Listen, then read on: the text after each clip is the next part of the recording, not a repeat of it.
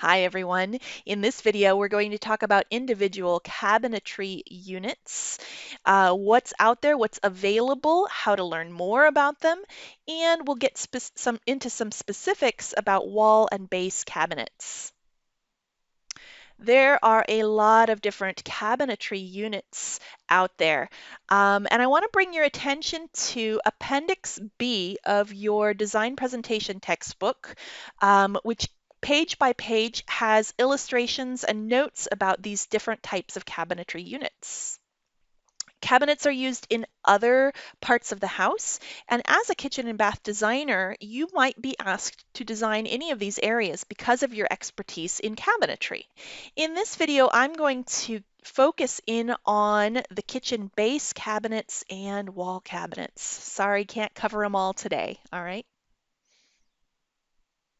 Let's start with those base cabinets. So you probably already know base cabinets are used on the lower section of a perimeter wall of a kitchen, and they're also used for a peninsula or an island.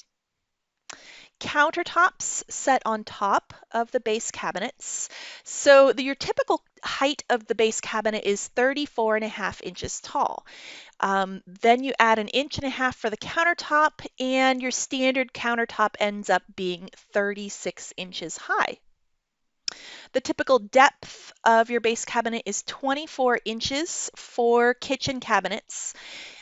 International, this typical depth is 21.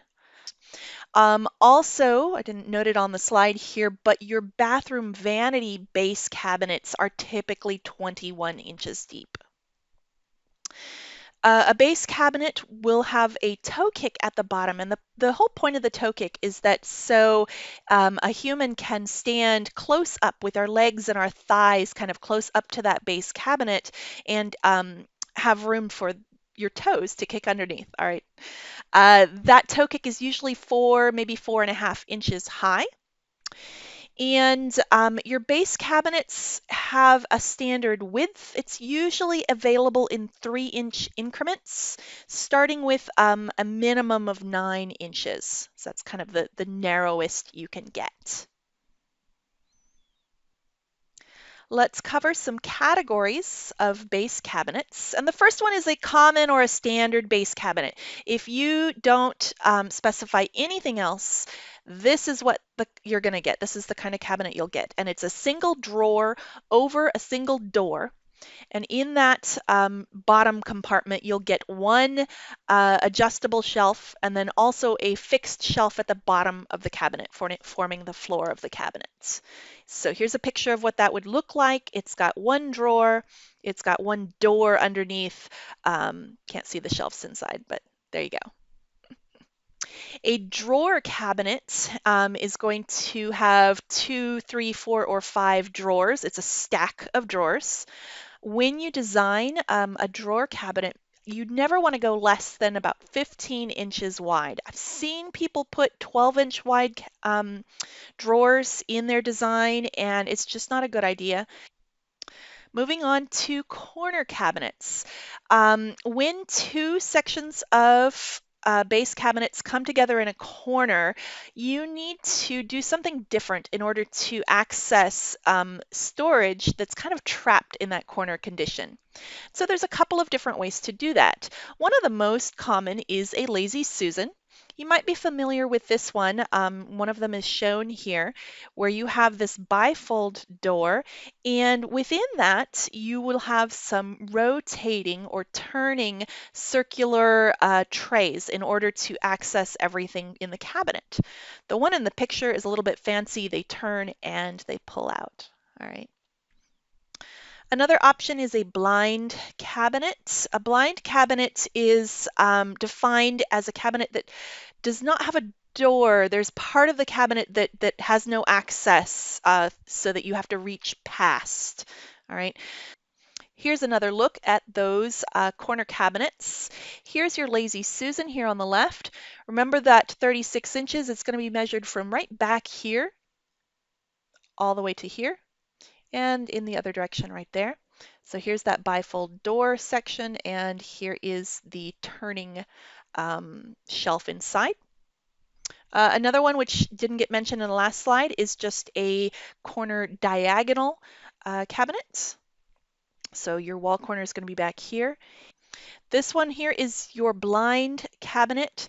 So the wall corner would be right here in this case. And here's your cabinet. And then this piece is going to be blocked by a set of cabinets coming perpendicularly. All right, so you can reach your arm in there and get some items, or even better is to add a pull-out shelf, and there are several different types and styles of those pull-out shelves. We're still talking about base cabinets, and there's a couple more types. One is a recycling center. It's designed to have a pull-out section that holds bins for trash and recycling. And another very common one is a sink cabinet or a cooktop cabinet. These ones have, instead of a top drawer, there is a false front. It's fixed in place, and that provides room behind for the sink or the cooktop to drop into that section. And so here's a picture of it right here. Right? It looks just like a base cabinet until you realize that those are not drawers. They don't pull out. They just provide some depth for the sink to go into beyond. All right, enough with the base cabinets. We'll move on up into the wall cabinets. Wall cabinets are typically mounted on the wall with their bottoms about 18 inches above the top of the countertop. Your typical depth of wall cabinets is 12 inches. And differing heights available. Most of them are 30, 36, or 42, but there are, of course, larger and smaller ones out there. There's also a range of wall cabinets or type of wall cabinets that are designed to go above something tall, like your microwave hood or your refrigerator. Those are usually 12 to 24 inches high. And they can be 12 inches deep or 24 inches deep, especially above the refrigerator, tends to use the 24 inches deep one. Here's a picture right here. Here's one of those deeper wall cabinets above the refrigerator. What categories of wall cabinets do we have? Well, your absolutely common or standard wall cabinet has a door and an adjustable interior shelf. It depends on the height of the cabinet, whether it has 2 or 3 interior adjustable shelves. And it actually depends on the width of the cabinet, whether it has just one opening door or 2 doors. Cabinets can have glass doors, in which case you need to make sure that the interior should be finished to match the exterior. And also with open shelf units, which have no door. One specialty type of wall cabinet is called an appliance garage, and it comes all the way down to the countertop. All right, so doesn't start 18 inches below, it comes all the way down. And it typically has a roll-up door called a tambour, so that you can easily access the things inside. On your screen is a picture of one of these appliance garages. Wall cabinets, just like base cabinets, need to have a different condition in the corner. So most of the options that we just talked about in base cabinets have a corresponding or similar wall cabinet. Except for the Lazy Susan. I haven't much seen the turning thing in the wall cabinets. It's probably available, but anyway. So let's take a look. Here's a couple of options. One is a blind cabinet right here. Remember that there's more cabinets coming along this direction, and that this piece is going to be blocked by cabinets coming out perpendicular, kind of coming out of the screen towards you. Here is a diagonal corner unit. So you enter it on an angle. And here is your pie cut unit.